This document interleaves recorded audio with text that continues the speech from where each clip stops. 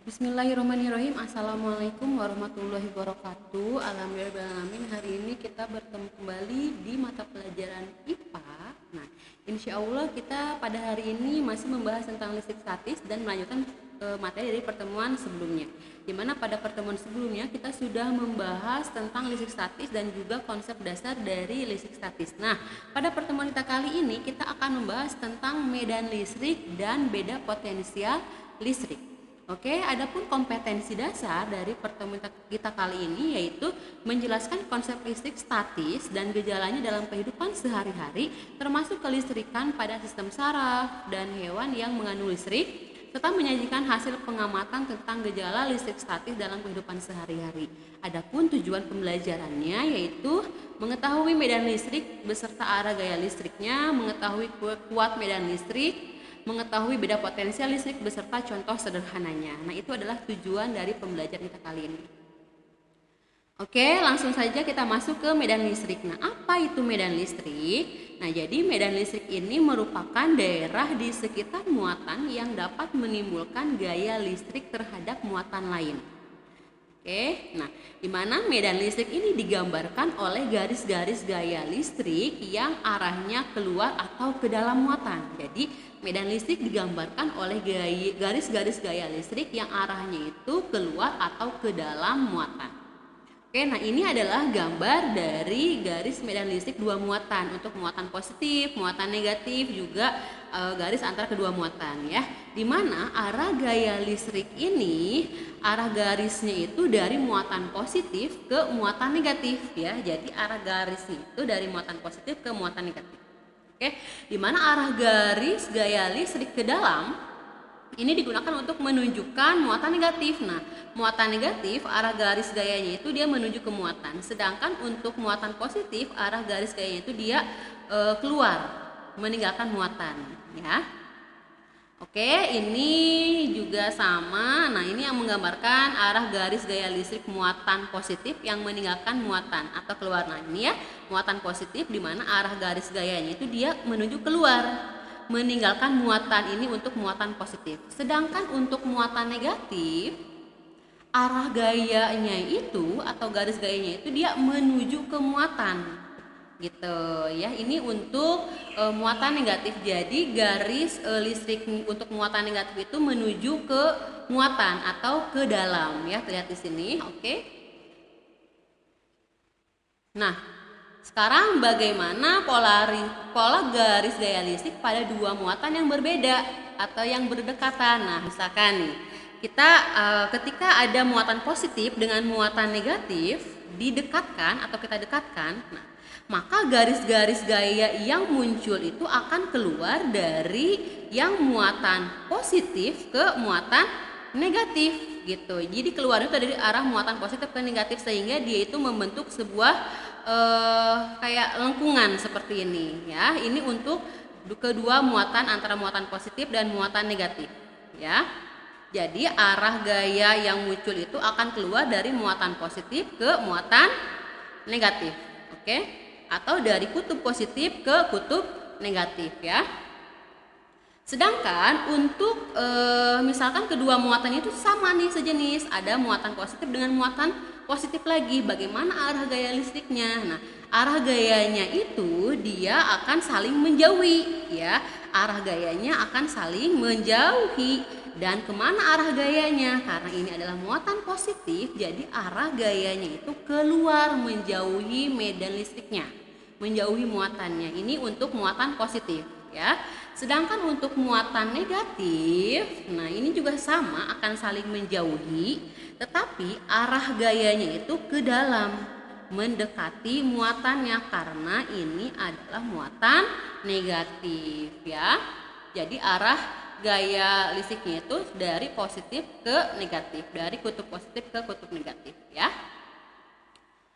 Oke, sekarang kita masuk ke kuat medan listrik nih. Apa itu kuat medan listrik? Nah, kuat medan listrik adalah besarnya gaya listrik yang bekerja pada satu satuan muatan uji. Nah, misalkan kita punya muatan uji Q ya, di mana di sebelah kanannya itu ada titik Q0. ya dengan jarak sejauh R. Nah, di mana pada titik Q0 ini akan ada medan listrik yang diakibatkan oleh muatan Q. Ibu ulangi, pada titik Q0 ini akan ada medan listrik yang diakibatkan oleh Q ini, oleh muatan Q yang ini, ya. Oke. Karena arahnya ini nih, kemana arahnya nih? Karena ini muatan positif, maka arahnya itu dia akan meninggalkan muatan. Nah, ini E. Di mana E ini disebut juga dengan medan listrik. Oke, Ibu ulangi. Pada titik Q ini arahnya akan menjauhi muatannya karena dia muatannya positif. Ya, dan E ini disebut dengan medan listrik. Apa rumusnya? Nah, E ini rumusnya adalah F per Q. Oke, di mana kita tahu bahwa F ini rumusnya K Q1 kali Q2 per R kuadrat.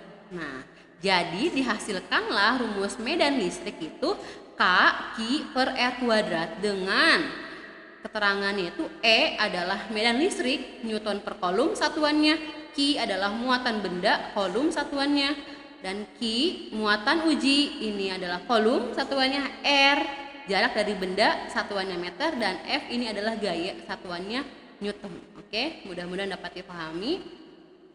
Langsung masuk ke contoh soal tentang medan listrik. Nah, gaya kolom yang dialami kedua muatan A dan B adalah sebesar 4 kali 10 pangkat negatif 4 Newton.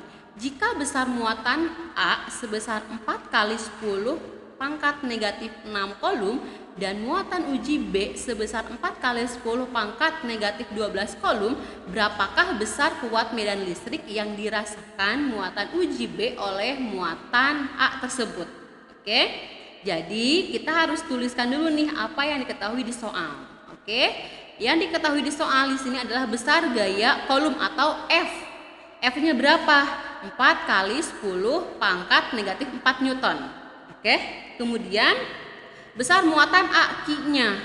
Berapa nih besar muatan A? Adalah 4 kali 10 pangkat negatif 6 kolom. Kemudian besar muatan B atau QB, nah 4 kali 10 pangkat negatif 12 kolom. Oke.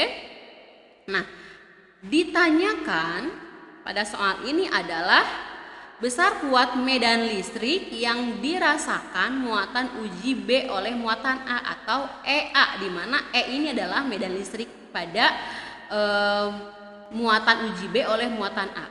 Oke, bagaimana penyelesaiannya? Oke, penyelesaiannya berarti kita langsung saja menggunakan rumus E sama dengan F per Q karena di sini F-nya sudah diketahui. Kalau sudah begini kita langsung masukkan saja F-nya berapa, Q-nya berapa, kita tinggal masukkan. 4 coret jadi 1 kan. Nah, ini 10 pangkat min 4 per 10 pangkat negatif 12. Nah, ini tinggal dikeataskan nih.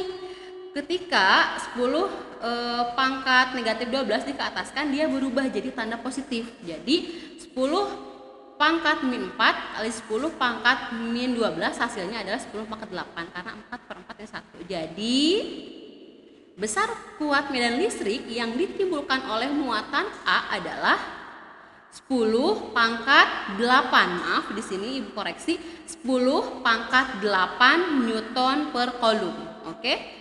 Di sini Ibu koreksi ulangi 10 pangkat 8 Newton per kolom. Ya, mudah-mudahan dapat dipahami. Kemudian, contoh selanjutnya, nah, medan listrik yang dirasakan oleh muatan uji A terhadap muatan B sebesar 80 Newton per kolom. Jika jarak kedua muatan tersebut adalah 3 cm, berapakah besar muatan B?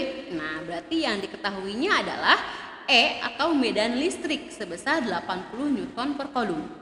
R adalah jarak kedua muatan sebesar 3 cm. Nah, karena satuan dari jarak ini adalah meter, maka kita harus rubah nih, harus mengkonversi satuannya dari cm ke meter. Jadi dari 3 cm itu sama juga dengan 0,03 meter atau sama juga dengan 3 kali 10 pangkat negatif 2. Oke, ditanyakan dari soalnya ini adalah QB atau besar muatan B. Oke, langsung saja kita jawab. Ya, di mana E sama dengan K Q per R kuadrat. Nah, ini rumus dari medan listriknya. kemudian kita tinggal masukkan saja nih yang diketahuinya tadi. E-nya sudah diketahui dimasukkan, K-nya sudah. Nah, untuk K ini adalah ketetapan dan nilainya itu 9 kali 10 pangkat 9. Oke. Dan Q-nya ini yang kita tanyakan, dan F sini sudah kita tahu 3 kali 10 pangkat negatif 2. Kita tinggal masukkan, jangan lupa dipangkatkan karena di sini rumusnya adalah R kuadrat. Oke. Karena kita akan mencari Q-nya ini kita kedepankan nih. Ketika Q dikedepankan berarti ini dikali ini dibagi dengan ini. Oke? Sehingga didapatkanlah Q-nya itu 80 kali 10 pangkat negatif 13. Dari mana ya? Sama, ini 9 bagi 9 kan 1. 10 pangkat 9 dikataskan jadi negatif kan? Oke? Negatif 4, negatif 9. Jadi hasilnya adalah 80 kali 10 pangkat negatif 13 kolom. Atau ketika kita perkecil jadi 8 kali 10 pangkat min 12 kolom. Oke? Jadi besar muatan B adalah yaitu itu 8 kali 10 pangkat negatif 12 kolom. Ya, mudah-mudahan dapat dipahami. Nah, sekarang kita masuk ke beda potensial listrik, di mana pada pertemuan sebelumnya kita sudah sedikit membahas bahwa fenomena pada listrik statis ini contohnya itu adalah terjadinya petir. Nah, di mana petir ini terjadi karena adanya perbedaan potensial. Oke.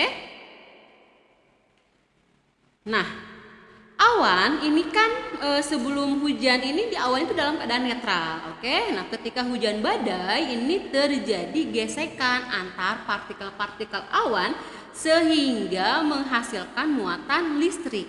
Ya. Nah, ketika awan ini melewati gedung, nah kemudian muatan negatif pada awan ini akan menginduksi bangunan hingga muatan positif itu bergerak ke atas gedung. Nah, sedangkan muatan negatif itu ditolak ke dasar gedung, ya. Jadi nih, ketika awan ini melewati gedung, nanti muatan negatif awan ini akan menginduksi muatan positif pada gedung ini akan ada di puncak gedungnya, sedangkan muatan negatif itu akan tertolak ke dasar gedung. Nah, karena adanya perbedaan jenis muatan ini antara awan dengan puncak gedung yang nantinya akan menyebabkan medan listrik, ya. Nih, apabila muatan pada awan ini bertambah, nah maka gaya elektrostatik ini akan memaksa muatan negatif ini dia akan meloncat secara tiba-tiba dari dasar awan ke puncak gedung. Nah, yang disertai api listrik atau yang kita sebut dengan petir, ya. Oke. Nah, di mana petir ini merupakan loncatan elektron yang terjadi karena adanya beda potensial antara awan dengan bumi. Nah, yang akan kita bahas ini adalah beda potensial, ya. Di mana elektron ini berpindah dari benda yang berpotensial rendah ke benda yang berpotensial tinggi. Oke. Nah, perhatikan gambar. Ada gambar A yang bermuatan negatif dan gambar B yang bermuatan positif. Oke. Nah, benda positif ini memiliki potensial listrik yang tinggi. Oke, benda yang positif ini memiliki potensial listrik yang tinggi. Nah, semakin banyak muatannya, semakin banyak muatan positifnya, maka semakin tinggi juga potensial listriknya. Oke. Nah, sedangkan untuk benda yang negatif dia itu memiliki potensial listrik yang rendah. Ya, benda negatif memiliki potensial listrik yang rendah. Oke, semakin banyak muatan negatifnya, maka semakin rendah pula potensial listriknya. Nah, sekarang bagaimana ketika benda A dan benda B ini kita dekatkan? Nah, akan terjadi perpindahan elektron dari A ke B, karena perpindahan elektron ini akan berpindah dari benda yang mempunyai potensial rendah ke benda yang mempunyai potensial tinggi. Oke, jadi dari yang bermuatan negatif ke yang bermuatan positif itu elektron akan berpindah. Oke, paham ya? Nah, jadi beda potensial listrik ini adalah perbandingan antara besar energi listrik yang diperlukan dengan besar muatan listrik yang dipindahkan. Yang dimana beda potensial listrik ini dirumuskan dengan delta V sama dengan W per Q, atau W sama dengan delta V kali Q. Dengan keterangannya itu delta V ini adalah beda potensial listrik satuannya volt, W ini adalah energi listrik satuannya Joule dan Q ini adalah muatan listrik satuannya Coulomb. Oke, langsung saja kita ke contoh soal tentang beda potensial listrik. Nah, berapakah beda potensial kutub-kutub baterai sebuah rangkaian jika baterai tersebut membutuhkan energi sebesar 60 Joule untuk memindahkan muatan sebesar 20 Coulomb? Nah, berarti yang diketahui di sini adalah W, energinya itu sebesar 60 Joule dan muatan itu atau Q itu sebesar 20 Coulomb. Yang ditanyakan itu adalah berapakah beda potensialnya? Ya. Berarti kita langsung jawab nih. Beda potensial itu delta V ya. Berarti rumusnya delta V sama dengan W per Q, di mana W itu adalah 60 Joule per 20 Coulomb. Tinggal dibagikan saja. Jadi dihasilkanlah beda potensial dari kutub-kutub baterai ini adalah 3 volt. Oke, mudah ya. Nah, sekarang nih, lihat. Jika ada dua benda yang bermuatan listrik seperti 4 gambar berikut, nah maka benda manakah yang memiliki beda potensial yang lebih besar? Untuk yang A, di gambar A dan B mana yang lebih besar? Oke, dimana di sini benda A ini memiliki beda potensial yang lebih besar. Untuk gambar B, nah ini yang memiliki beda potensial yang lebih besar ini adalah yang B. Karena ingat, semakin banyak muatan positifnya, maka beda potensialnya itu dia akan semakin besar. Untuk yang C, nah ini yang memiliki beda potensial yang lebih besar ini adalah yang A. Nah, untuk yang D, keduanya antara A dan B ini memiliki beda potensial yang sama. Oke, semakin banyak muatan positif, semakin tinggi juga beda potensialnya. Semakin banyak muatan negatif, semakin rendah pula beda potensialnya. Oke, dapat dipahami ya, Nak ya? Nah, alhamdulillahirrahmanirrahim, materi di pertemuan kita kali ini sudah selesai. Mudah-mudahan apa yang kita pelajari hari ini dapat dipahami dengan baik dan kita semua diberikan kemudahan dalam memahami materinya. Oke, terima kasih atas perhatiannya. Wabillahi taufiq wal hidayah. Wassalamualaikum warahmatullahi wabarakatuh.